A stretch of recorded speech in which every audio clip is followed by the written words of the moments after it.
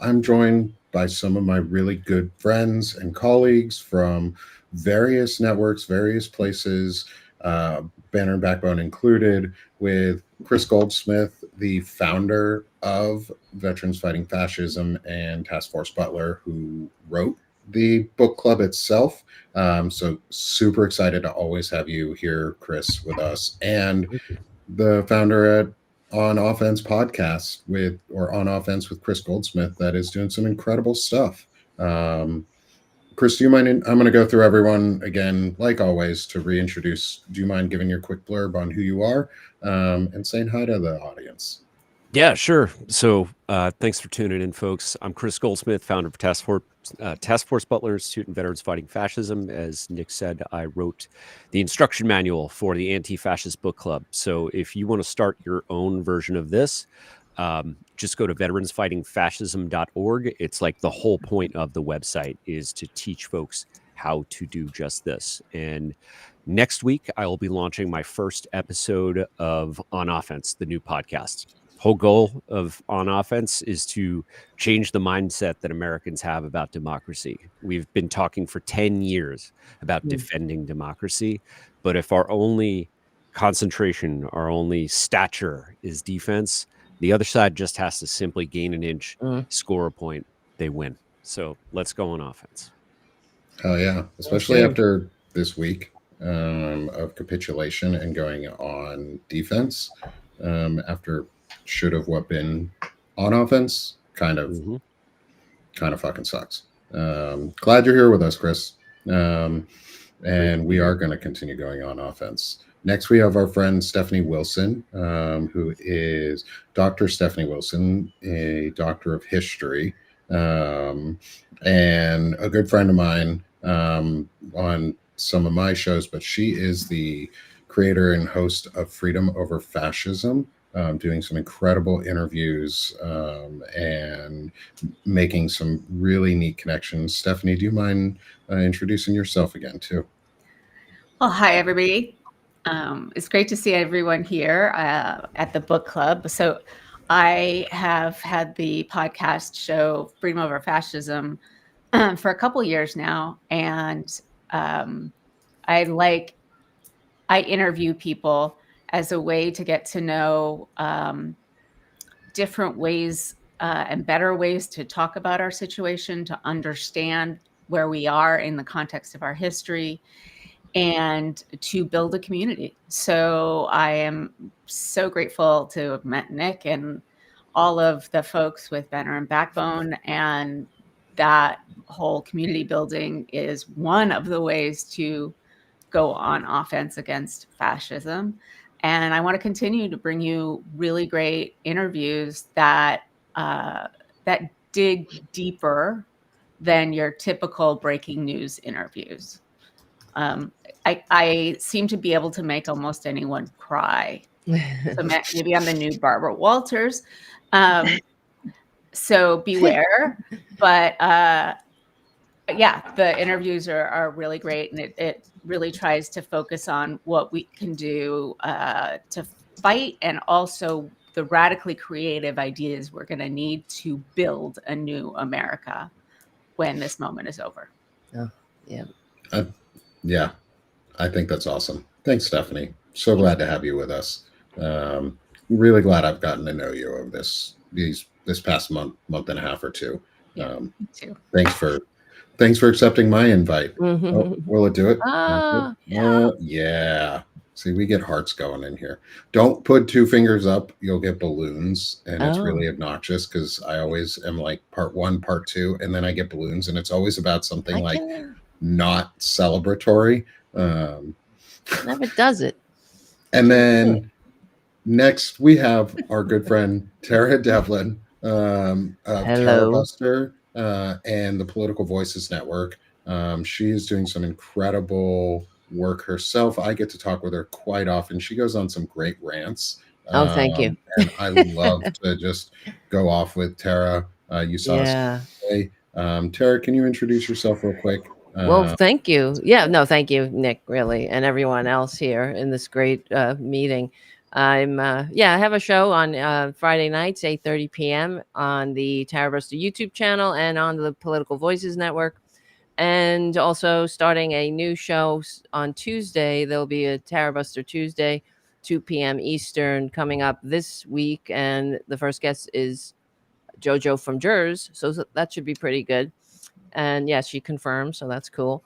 And That's awesome. we're here to, I mean, I really believe that one of the problems, well, we have a lot of problems, but one of them is the media. The reason we're in this boat is because of a propagandized media that spreads misinformation, disinformation, gets people dumb enough and divided enough to vote for their own demise.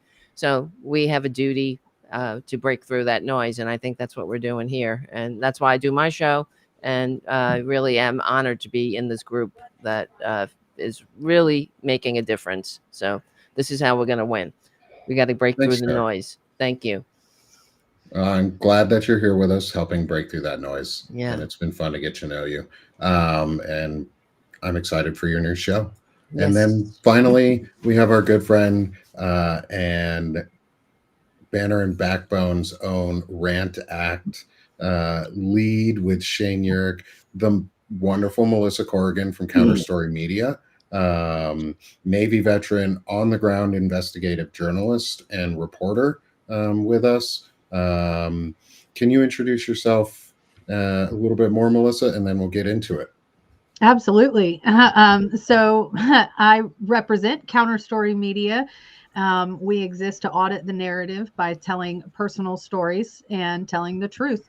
And that's been challenged in the past couple of weeks with me personally. And my commitment is always transparency and truth.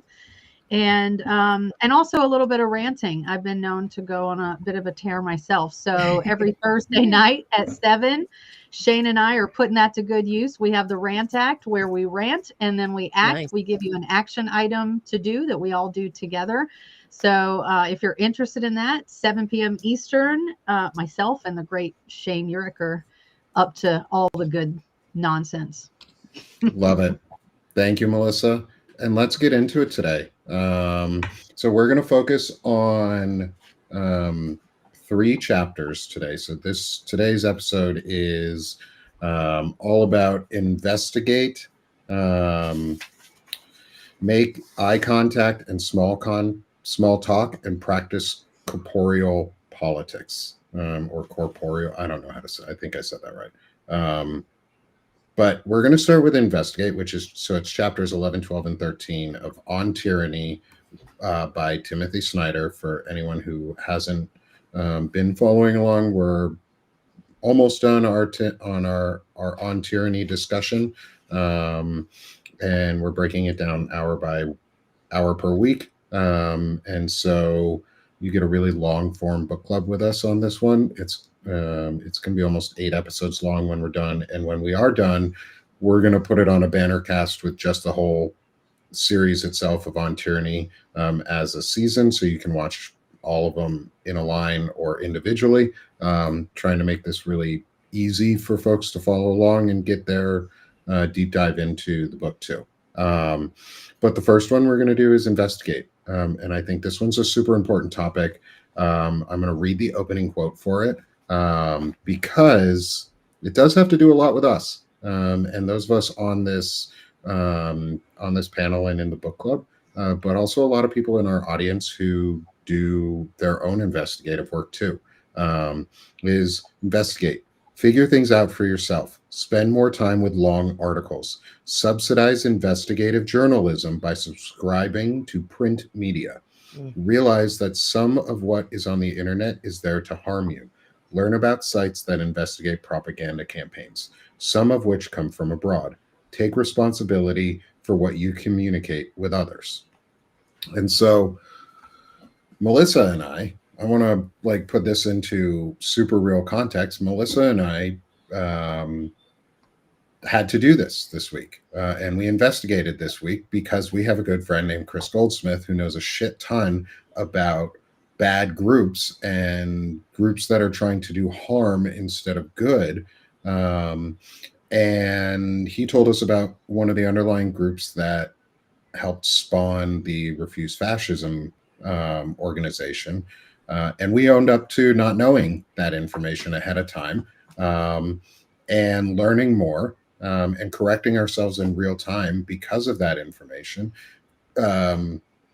Melissa, Chris, do you want to go? Can one of you go into, like, Chris, do you want to go into the deep, like, knowledge of what the underlying group is for Refuse Fascism? And it's the Revolutionary Communist Party or Revolutionary Communist Organization that helped spawn this group. And we're not affiliating ourselves with them because they've been pretty cagey. Yeah. So my chief investigator actually reached out to me because she saw a mutual friend of mine doing an Instagram video where they were collaborating. So it shows up on both Refuse Fascism's account and his account. So she reached out to me to say, hey, you should let him know that Refuse Fascism is a front for the Revcoms. Now, I had not actually thought about them in a couple of years.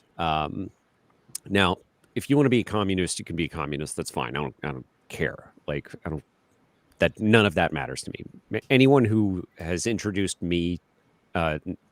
themselves to me as a communist, including, I think, the founder of this group, I just ignore. Like, guys, wants to hand out leaflets like it's going to save the fucking world. I've been dealing with these people for 20 years. So Revcom is kind of a cult. They are like an MLM type thing where their goal is basically just to extract money and resources. And with little spin-off groups like Refuse Fascism, they're basically rebranding or whitewashing themselves so that they can ingratiate themselves into existing movements and suck them dry of resources and push them all into this MLM thing. So the way that I first became aware of them was a few years ago when they were trying to basically co-opt a pro-abortion movement that had, because of the overturning of Roe, because of the Supreme Court case Dobbs, had a ton of energy and had physically people going to Washington, D.C. to protest.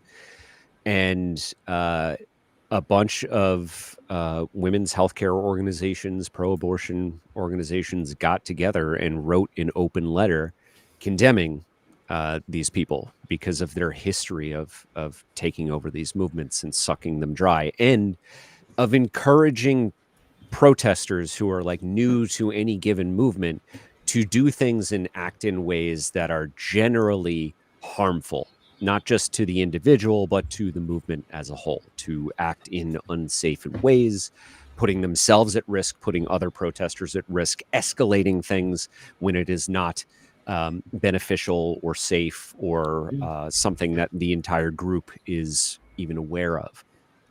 So the way that Revcom responded was to issue cease and desist orders to everyone, basically threatening to sue them. They're not a group that I have ever had any personal interaction with outside of one of their founders introducing himself to me at the June 6th rally for Unite for Vets, and he tried to like get into vets fighting fascism, and I basically just walked away. But I think that folks should know that not everybody who is saying that they're fighting fascism are folks that you necessarily want to hang out with. The enemy of my enemy is not always my friend. The enemy of my enemy can sometimes be a tool. And that is maybe how you should look at them, because they're going to look at you that way. You are a tool for the ends that they want to achieve. So that's not, if people have their own priorities, they have their own risk tolerances and their own threat assessments that they do, for their everyday activism. I just want to make sure that people know who's behind this group and know their history, because they tend, I don't know how many years they've been around, but they've been acting the same way as long as I've known about them. Yeah. That makes sense. Melissa? Right. So, how I got involved with Refuse Fascism was just looking for organizations doing on the ground work in DC to mobilize people on a consistent basis. We've all across the board talked about the need for a sustained resistance movement. And those were those magic words that Refuse Fascism used was they are starting the sustained resistance movement.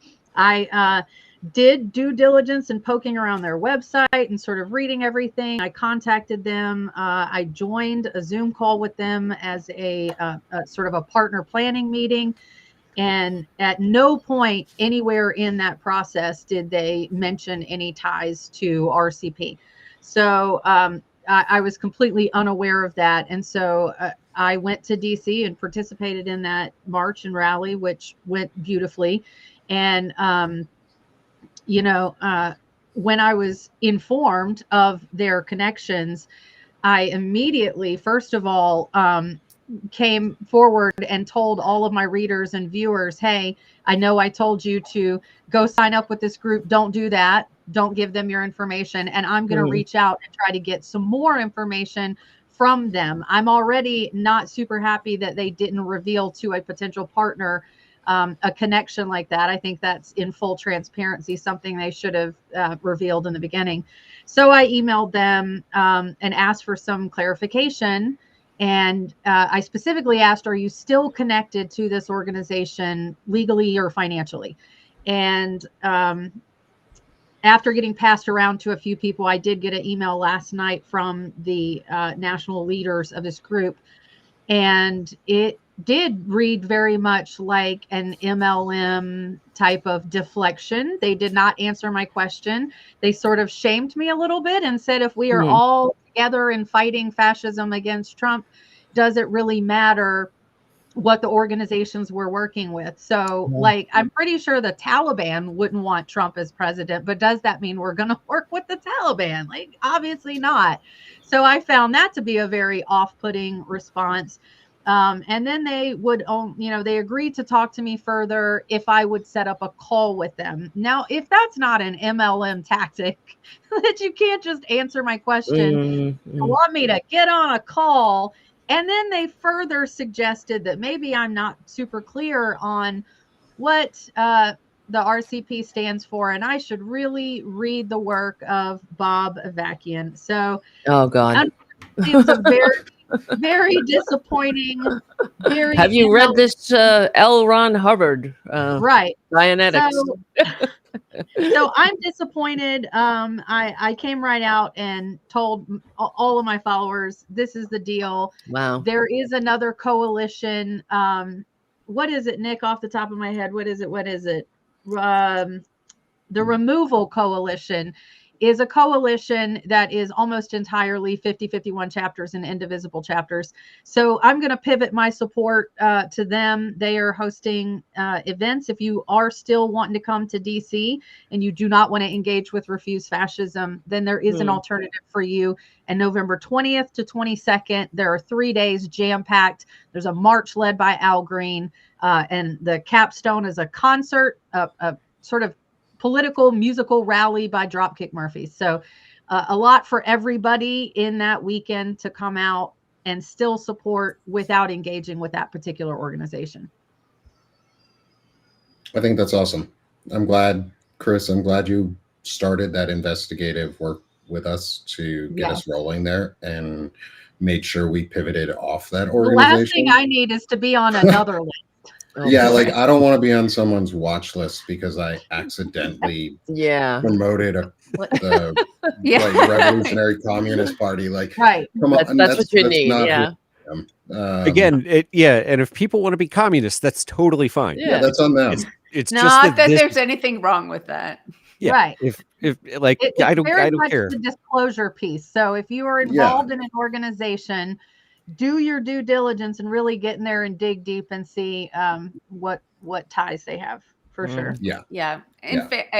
I don't know if this is in fairness or whatever. One of the first people that I interviewed when I changed my podcast to Freedom Over Fascism was Refuse Fascism, and the one who I thought it was just a podcast, actually.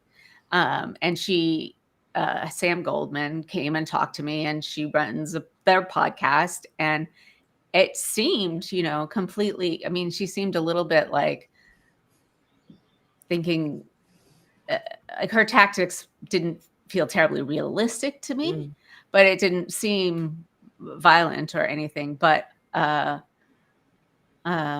so in fairness, they don't talk about that at all when they are working with other people.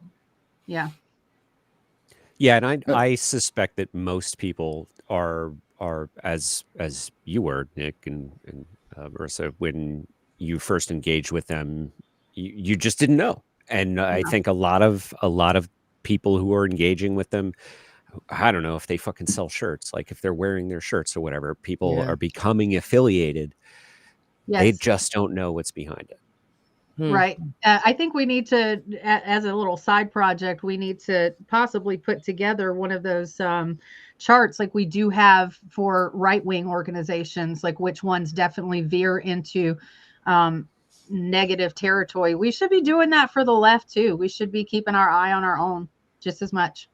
Yeah, I think a way to look at this is kind of like not a good and bad, not a spectrum of a single axis, but similar to the way that the media bias and credibility charts that go around every few years, they get updated. Yeah. Like they're not perfect, right? No analysis is ever going to be perfect, but you can place all of these groups on a chart. And their response to our criticism is like, well, are you with us or are you like with the fascists?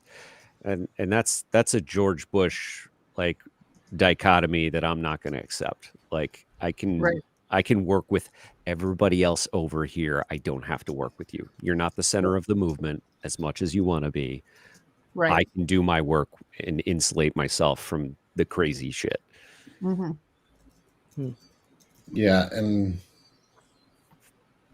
sorry, I'm distracted here for a second. I'm answering someone in the chat who is very black and white in their opinion about what we've been discussing around communism. One, none of us care about communism. It's not the system of government we have, and it's never going to be. We're not a communistic society, so too fucking bad. Also, getting rid of commies doesn't equate to getting rid of Nazis. Like they're not dichotomy. They don't. I looked into your profile too. You've got some weird shit in there, dude. Like you're gonna get blocked after all of this. So blockity block. It's not something I am unwilling to do. Like you stay, but I may let you stay here just because you probably need this book club more than most. Yeah. Like, you are so black and white in your thinking that maybe this will help you. That's a good policy, I think. I mean, the answer that I give to people of like, what about the commies is I've never met an actual dangerous communist. Like I've met dangerous fascists and I see dangerous fascists. They achieve power and can do bad things like building ice into a larger military force than the United States Marines, right? That's what fascists do. Communists, they do nothing. Like they suck movements dry. They like destroy movements. So they're dangerous in that aspect, but they're not a danger to society because they're generally, and this is just my experience, fucking idiots. And they can't organize themselves out of a wet paper bag. Well, to be fair, there was an entire Soviet Union that was very, very, very bad. Right. I'm talking about in the United States. Right, in the United States. I mean, there's no large or effective communist movement in the United States. It's just and never has been. Right. It's nothing but a canard that the Republicans point to whenever we try to promote the general welfare over the welfare of billionaires. Then they scream, "Oh, commie!" So Yeah, I'm not saying like Fidel Castro wasn't dangerous, and that, like, the USSR was not like right. I'm talking about American communist. Yeah. Okay. That's all the airtime we're going to give this person. You can continue to put in your stupid chats for now. But if you become nuisance, we will block you. Just letting you know. I want you to be able to learn because you seem pretty black and white in your opinions right now, and we want to give you shades of gray because it looks like you might need that knowledge if you're not a troll, if you're not a fake account bot, and you really want to learn something. Stay along, brother. Stay along, Bix. Have fun. But anyway, let's keep Tara. What do you think about this investigate overall and what we're doing and how it improves the quality of the work that you do because you spend time actually thinking about it? Yes, I mean the only thing when I read this, the one and in fact, Timothy Schneider points it out that you have to go to credible sources too. There's a lot of this whole do your own research crowd out here in America that use really dodgy resources, and they're not really helping anything except they're just adding to the confusion and the harm, I think. So you really do have to look at the source, and I think there's a lot, and that takes a lot of it does take energy and effort to whatever I do, even when I use the AI a lot for researching, but you always have to cross reference and go in deeper and find out, and look at various sources too. You just can't take the word, like one word for it, and then but yeah, so even though the AIs do lie too, so that's why you have to you do have to do the research. You have to put the footwork in. But there are, like, even as I do criticize the mainstream media a lot, but there's Fox News aside, there are, even on MSNBC and CNN, the legacy media outlets, there is a standards, and there are standards and practices that they have to follow. If they do tell a lie or they say something that's incorrect, they have to correct themselves. The same thing for the New York Times and whatnot. But they're still a mouthpiece, of course, for the billionaire class. So you got to keep that in mind too. So yeah, I mean, as far as the information, you really have to take it all in context, I believe, and it does require a media literacy at this time, and I wonder about that, if young people are being taught this in school. I know that they are taught that in other countries. No, they're not. But not here. Yeah. No. Nor are they taught about I civics. have, yeah, I've been responsible for teaching all my kids how to investigate a source, how to dig deep. If you see something, go verify it at least 3 other sources. Right. If you can't find 3 other reputable sources, it's probably not true. And I like how Timothy Snyder describes the process that we go through. So he says, try for yourself to write a proper article involving work in the real world, traveling, interviewing, maintaining relationships with sources, researching in written records, verifying everything, writing and revising drafts, all on a tight and unforgiving schedule. Because when I'm covering the Flock case, I've spent over $300 downloading that court docket, because what they don't tell you, sure, it's public to look at those documents. It's public to look at the docket, but you have to have a Pacer account and you have to pay to actually open the documents to get into the meat and potatoes of it. So for an independent journalist, that's a line item that we have to think about to actually dig into these cases, to cover them with any degree of efficacy and truth. What's buried in the discovery for Flock, for the Norfolk case alone, defies what's on their website. If you can actually open the discovery and look at it, you can see that they're lying to our faces. So that is the process that true investigative journalists have to go through, and that costs time and money. So when you're in a media sphere that doesn't want to pay people to do that, they want quick headlines, the salacious shit that gets people to click. It's more and more difficult to establish truth in media. And that's the reason that I immediately, the morning after Chris sent me that message, I went live with my viewers to talk about that. Because if you can't trust what I put out at Counterstory Media, I need to go away. That's it. Yeah, no, I totally agree. I think the biggest thing is trust. Trust can so easily be broken by one small thing.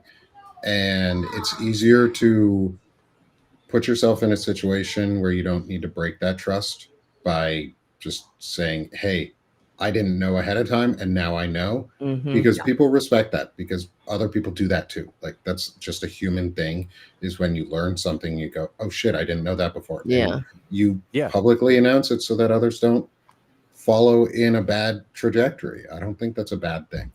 Well, and like really building off what you just said, with Timothy Snyder saying that you should go and do your own journalism. He's not saying do your own research like libertarian Chris at 20 years old did his Right. research on fucking YouTube, right? Like, you guys didn't just take my word for it, right? I gave you a lead, I gave Right. you, you know, the headline, and you went and verified that, you know, the I don't know if it's Reagan trust but verify. Yeah. It's actually a good practice to keep. You know, the game of telephone can be really fucking dangerous. And if like I misunderstood something and then just repeated it to you guys and you believed it without doing your own research, like I could have sabotaged something good, right? Inadvertently. And your trust in me, though I'm a credible source, could have been the reason for sabotaging a good relationship. Instead, you made sure that what I was saying was accurate. And that is something that more folks need to kind of bring into their daily habits. Yeah. And I appreciate the fact that you told us too, because you wanted to make sure we knew. And then our belief in you was, yes, this seems wrong. Let's go learn more. And I think that's a good, just like Chris said, that's a great practice. It's also leads, I think, into the next two chapters really well, of the book, which are Make Eye Contact and Small Talk, and Practice Corporeal Politics, both of which are basically a page or two long. Like, they're very short chapters. And I want to get your guys' thoughts on how this like influences your investigative work or on the ground work, and how this translates into the work you do in your podcasts and shows. Like, when do you take what you're preaching and apply it in daily life? Like, I talk a lot about go out and meet your neighbor or say hi and just do something slightly out of the norm. And I've started doing that, and it does make a difference. Like, you meet people and you can change someone's mind, if you just talk to them. And it's not even about changing their mind, but you can influence their thought process a little bit. And you can't do it if you don't ever go out and talk to them. And I know it's hard sometimes to look people in the eye. I know some of us have like issues with that anyway. Like, it's hard for me to sometimes look people in the eye when I'm in person. But if you do it, people have a little bit of respect, because it's a Western culture thing to do it. In other cultures, not looking in the eye is the polite thing to do. So just want y'all's thoughts on that, and the idea of corporeal politics, which is basically get outside, meet new people, and put yourself in places that you wouldn't otherwise be. And I also think that applies to virtual spaces now too, like this. So want all y'all's thoughts around those. I'd like to talk about the whole connection piece. One of the things that we teach in our leadership course, which is really a course on better humaning, is that things like connecting with other people is really important for collaboration. Like, as you said, Nick, you were talking in the political sense of changing people's minds, but really you want to form a collaboration, like in some senses the way we have, to tackle a problem together, as opposed to either separately or in opposition. And that takes practice. It's really important to learn how to connect with people fairly quickly, but it's not easy. And it's not easy, particularly for really young people now who who spent a lot of time at home during the pandemic and have most of their communications over digital. But if you can find a way to very quickly just connect with somebody and be able to relate to them on a human level, it can really help all of your, I'm talking like a leadership coach. It just really helps you human better. Like the way I do it is kind of silly if you think about it. But so particularly with women, I will remark upon something they're wearing, like, oh, awesome nails. And it totally works, right? So it doesn't work with everybody. It works with gay men too. But No. finding a way to just like have a little way that you connect with people can be really helpful, because you want to get past the superficial as quickly as possible. And you want to learn how to make deeper connections so that you can share information and joy and community. And I really believe, as much as I don't get out as much as I want to, that being with other people who are like-minded, who are loving and open, gives us so much more. For me, it grounds me and it helps me be able to give more to the world. And I think that may be true for a lot of people. Yes. I mean, I think this is really about, yes, make eye contact, but it's really about fostering connections and Exactly. building a community. And that's exactly what the Trump administration and the Republicans want to discourage. And they throw, their monkey wrenches into any kind of community. Every fissure of disunity, they highlight it, and they want to separate people and encourage a conspiracy-minded kind of isolation, a social isolation. And so, yeah, this is about trust, building trust in your community and your neighbors, and building these connections that will, get people to show up for each other. And and I think that's what we need for a healthy society, for a healthy, multiracial liberal democracy. And it's like, it goes back to, when you think about the early civil rights movement, that's why they encouraged busing and affirmative action, because there was a belief that if we knew each other, then racism would be over. It was all about erasing those lines.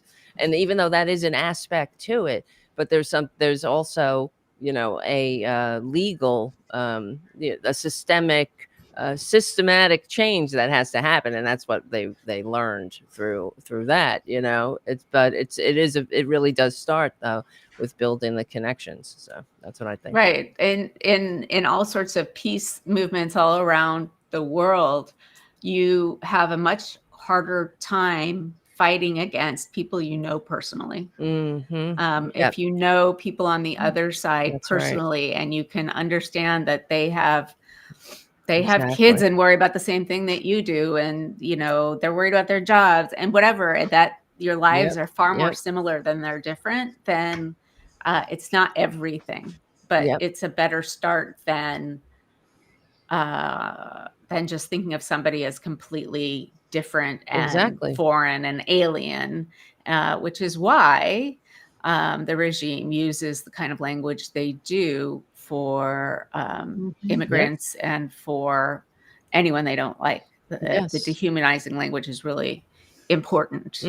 So the humanizing things as opposition, as fighting fascism, that's why joy and connection are really so important, because the other side is trying to tear us apart. Yep. I like to started I've started making my sort of in unofficial office 1 or 2 days a week, this coffee shop in Portsmouth. And I talk about it a lot. And I think it's an incredibly unique space in today's world because, number one, it's not a Starbucks or corporate owned anything. It is locally owned.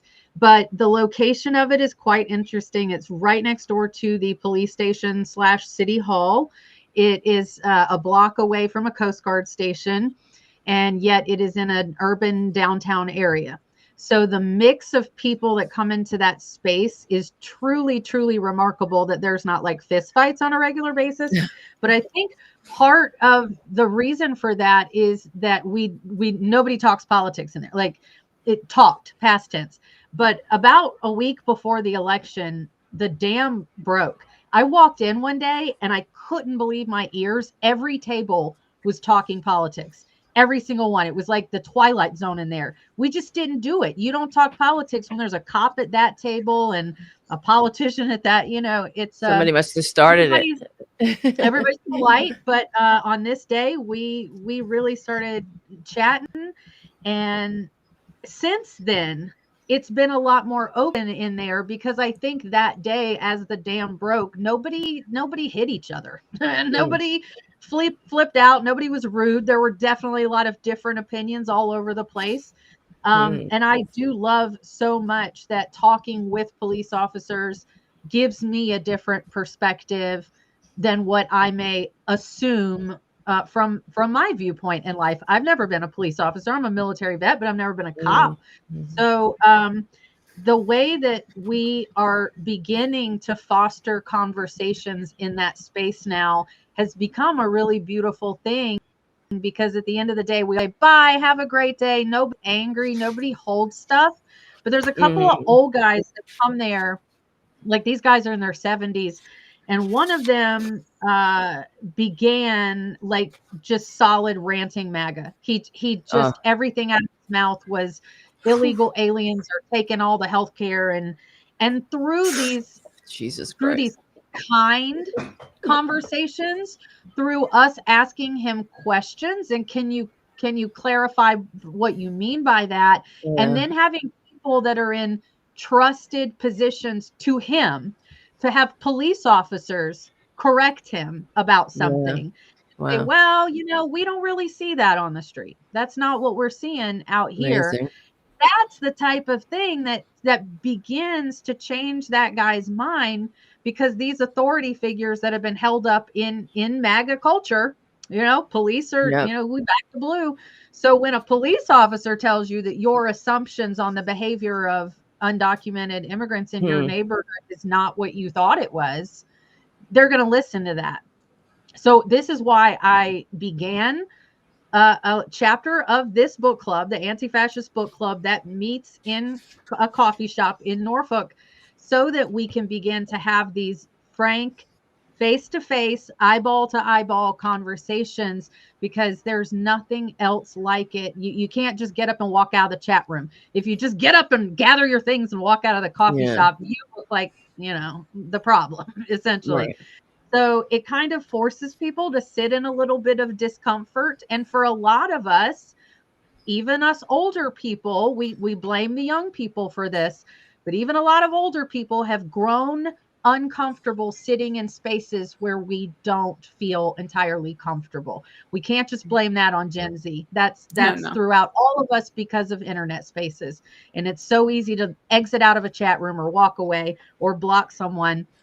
And in real life, you have to sit with their statement that made you uncomfortable and sort of digest, why did this make me uncomfortable? And then you can have an actual fruitful discussion about it. Chris starting a book club to discuss this stuff is really brilliant. And I hope that a lot of people in here are taking this out into their communities to have in-person book clubs, because there's just no replacement for it.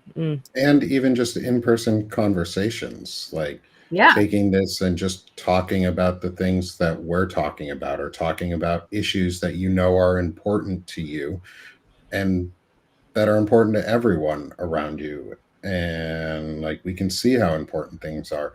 And I don't know if this question was asked in good faith, but I'm gonna ask the question anyways, because it is a kind of good question, because it's one of those that we need to be able to answer for people. Is our working class concerns about immigrants entirely illegitimate? I would say yes and no. For the most part, yes, they are illegitimate concerns. They're manufactured concerns about immigrants to make you fear them, to make you think they're taking your jobs. The reason that those concerns exist is because Republicans have consistently sown fear and have made division and made education in this country worse. So we need external labor forces to come in and augment our workforce, because the Republicans have purposely made Americans less educated and demonized education. And so, no, for the most part, immigrants are not coming in and taking your job, because you're not even educated enough to have that job, because the US government and the Republican Party has made it so that you're not educated enough. You should be mad at them, not at the people who can fill those positions because they were offered the chance to take them. And Trump called y'all stupid yesterday. Basically said, we want H-1B visas because you're too dumb. That's well, you know, I agree with you, Nick, but it's not just this Republican administration. Throughout, I'm not saying just this one. No, but I mean, the whole idea of demonizing one group so that the people just above them on the societal ladder have somebody to hate, so that they don't actually rise up against the people who are really making their lives miserable, is got a really long history in almost every part of the world. So I think what the Republicans do is they take advantage of that piece of human nature, which is like, if you can be, that's a whole Roman divide and conquer, right? It's divide people against each other so that you can conquer them, not to divide your forces and flank them or something. So I think that we have to be really aware of the, as you were saying, Nick, the conscious, deliberate decisions to make it educated, a workforce or a entire population that's less educated and less tolerant and less flexible. But also, there's a really long tradition of using these tactics to increase your own power. And I just read an article today by a guy I'm going to have on in a couple of weeks. His name is Chris Armitage. He was military police, and then he worked for Department of Corrections. And people who are more right wing actually, in brain studies, have less empathy. So we also need to be teaching empathy, but only part of the population thinks it's important. A big part of the population doesn't even recognize it as a value that might be important. So that was a little bit meandering, but just the surface idea that somebody who's different than you is there to make your life miserable, especially if they're kind of lower on the hierarchy, is quite possibly manufactured. So to make Chris, the ones in power keep it. Chris, posing this question to you real quick. Do you believe that the right-wing infrastructure in this country, for the most part right-wing, there are on the left-wing too, more far left, but on the right-wing infrastructure, do you see it more as an MLM in the entirety of its structure, and how racism is organized in the very MLM pyramid? Only one person at the top. You hate everybody down below. It's very caste-like. The churches are like that. What do you think about the connection between MLM, like lifestyle and personal connection, that enables a lot of right-wing influence? Yeah. So I think you're right to say that it's not just right wing. It's kind of our current systems of power, be it political, be it corporate, be it religious. There are and this is not unique to capitalism, right? Although many blame it solely on capitalism. Power structures are created through extraction. You're extracting someone's power, someone's privilege, someone's rights, votes, whatever, so that you, the actor, the powerful, can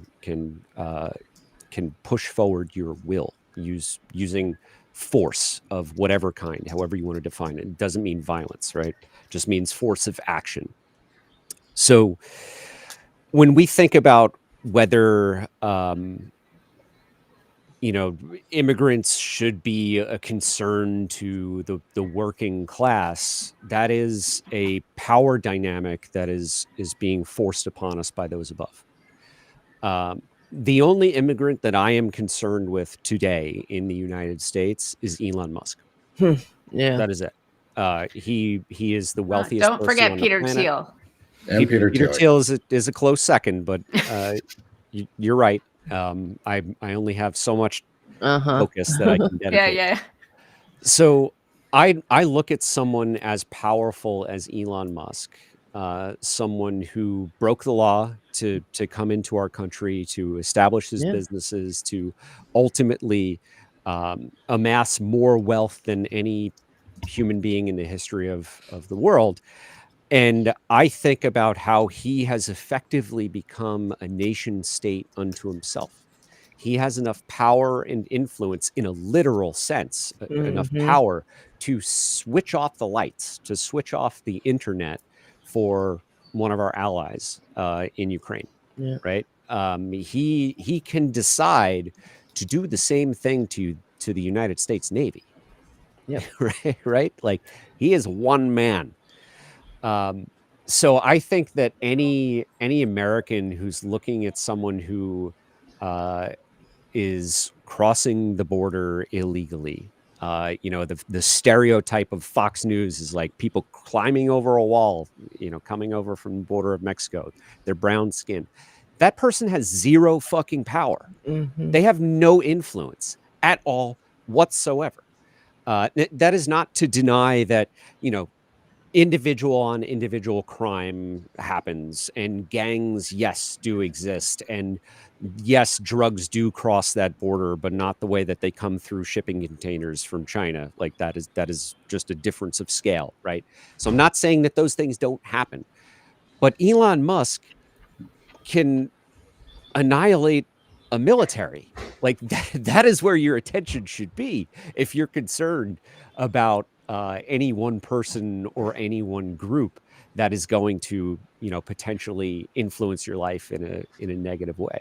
So I want to encourage folks to keep that in mind. Like, are you being encouraged to hate someone who literally has no influence on you, who does not have the power over the agency to impact your life in any sort of way at all whatsoever, versus, it doesn't even have to be foreign, like a domestic corporation like Palantir that is collecting your data that could be used to, in the not too distant future, to economically paralyze you, to shut down all of your accounts, right? The state, empowered by corporations that have access to all of your data, which should be yours, you should have a right to privacy. That is far more threatening than someone from Guatemala who's just trying to feed their kids. Yeah.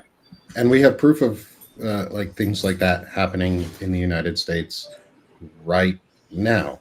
Melissa Corrigan took a video 2 days ago and recorded 3 flock safety drones. And then again yesterday.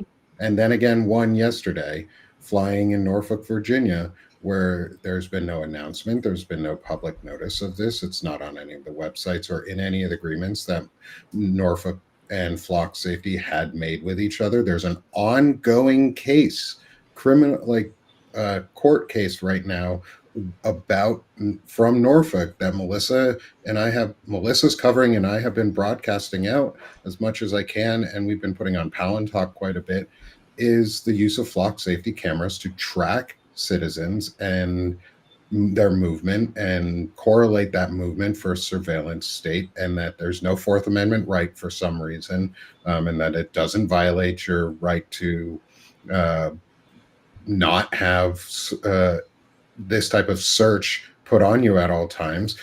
And now the same police department that's in trouble just got flock drones and admitted and said, yeah, we're flying them.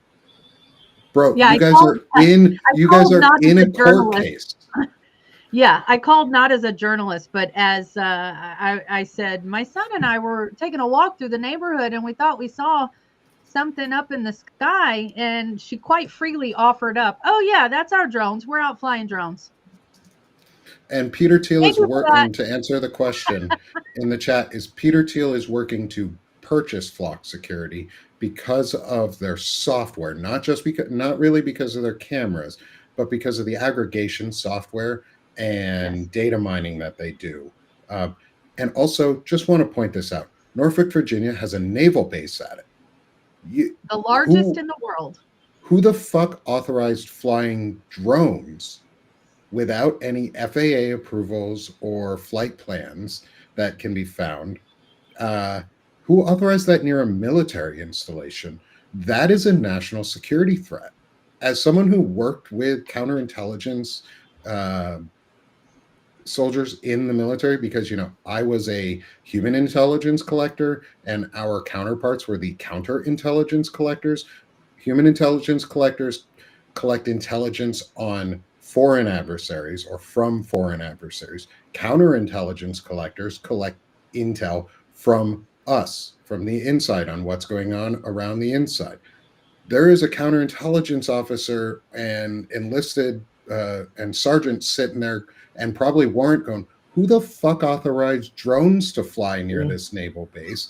Because they can sell that data to whoever they want, and they can track and correlate military movements, personnel movements. They can plan drone attack operations against Norfolk Naval Base because somebody can go out and buy a similar looking drone and fly it around and collect that data, or Flock is just selling it.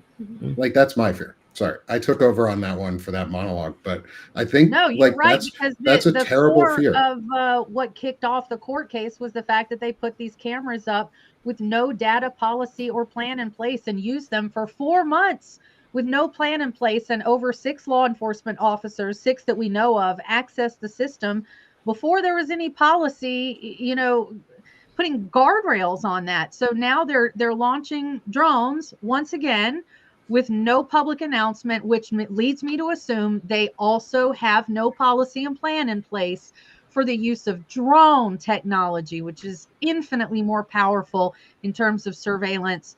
And they should be held accountable for that. Like, that should very widely be publicized, that now they're going to be flying drones over our city with no policy or plan protecting the citizens of this city from this type of surveillance. Yeah. And I think this goes into investigate, because we're checking our own work, and Melissa is doing deep dives into checking what's going around and like what the authorizations were and if they showed up as they should have. But also, this goes into meeting our neighbors, and the corporeal politics part of it is Melissa's neighbors may not know this. Your neighbors may not know this, because if it's happening in Norfolk, Virginia, it's happening elsewhere in the country. And you can easily say, I know someone who personally had these drones surveilling near their home without any regulation or any identification of what they were doing or why they were doing it, and no data retention policy. And this is a violation of our constitutional right. And that's a fundamental right for everyone that we share.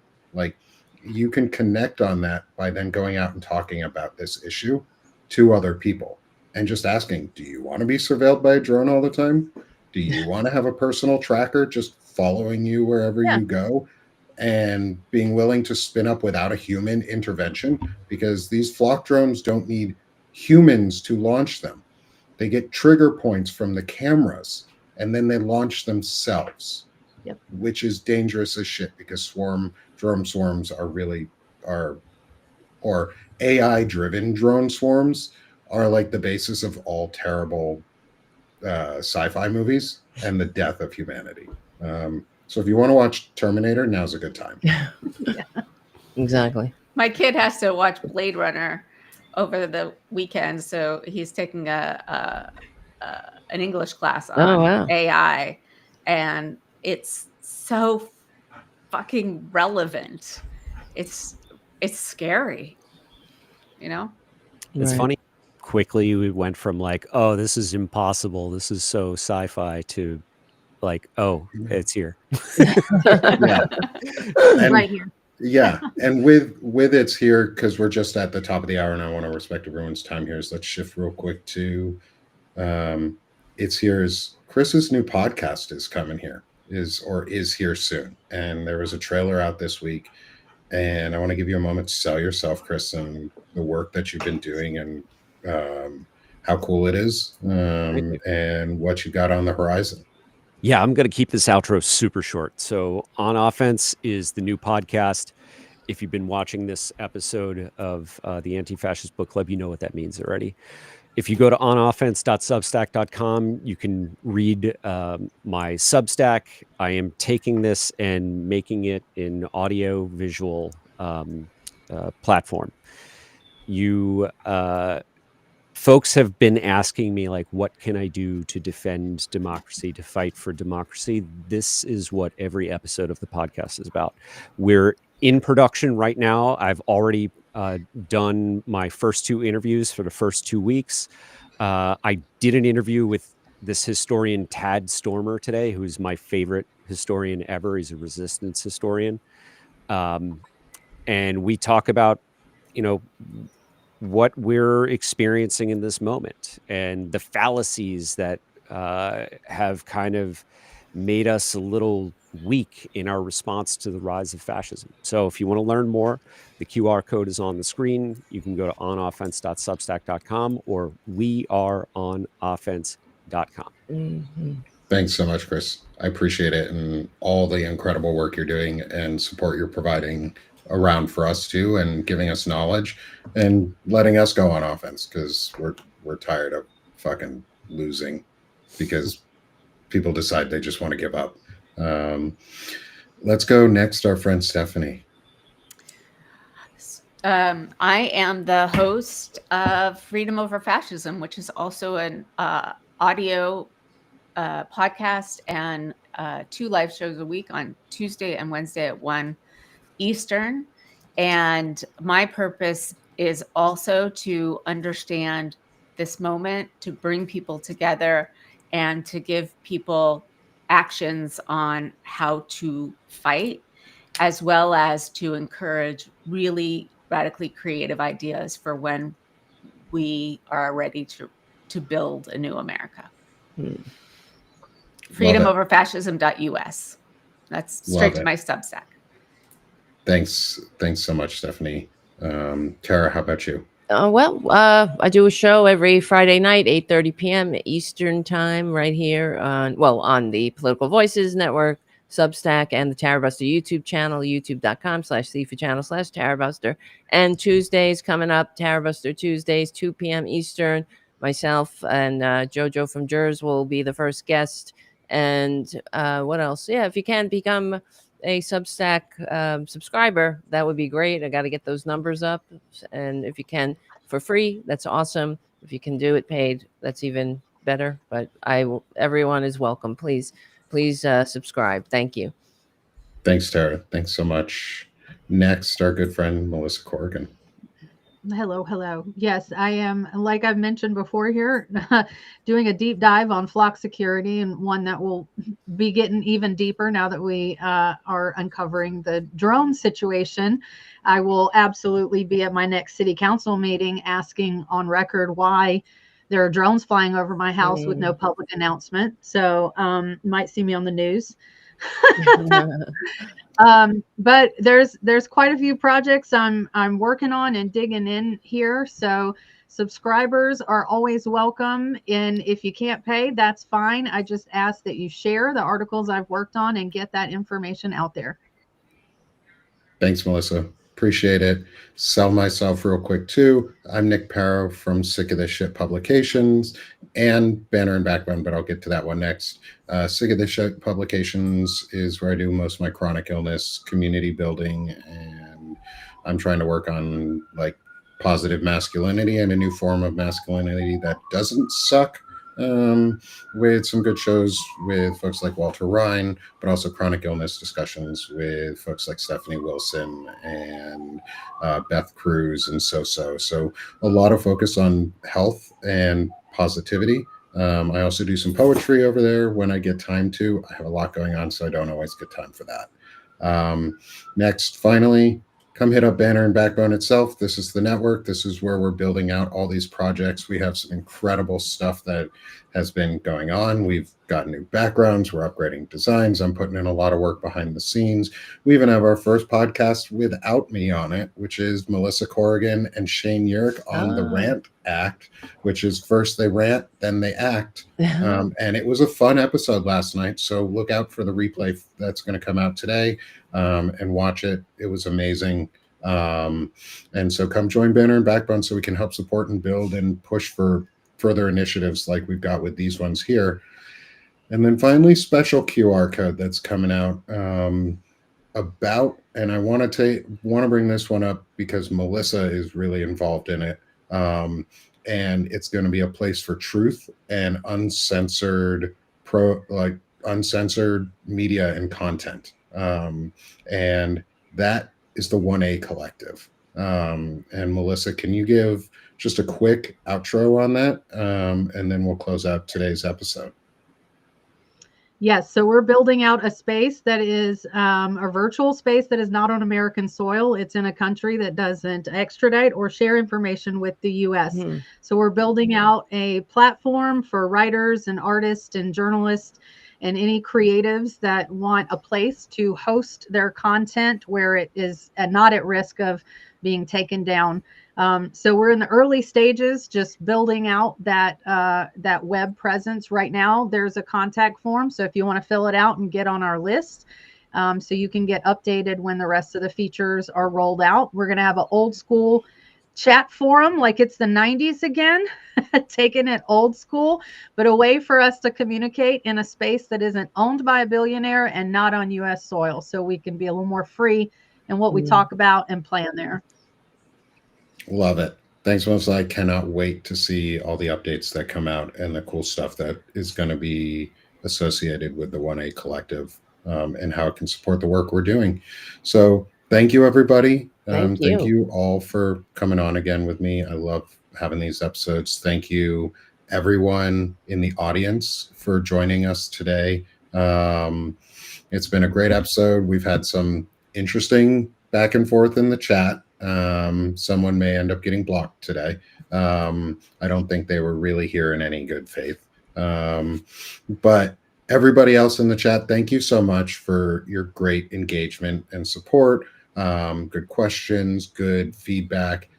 Love it. That's why we love doing this. So thank you all. Have a great weekend. Do something anti-fascist, which is go read a book, go talk to somebody, go make some eye contact. And don't do your own research, do your own journalism. That way you can find out what good research looks like. So thanks, everyone. We'll continue this discussion next week in, I think, maybe our final or second to last on tyranny discussion. And then we'll be moving on to some different books. Look forward to seeing y'all. Have a great weekend. Thanks, guys. Thank you.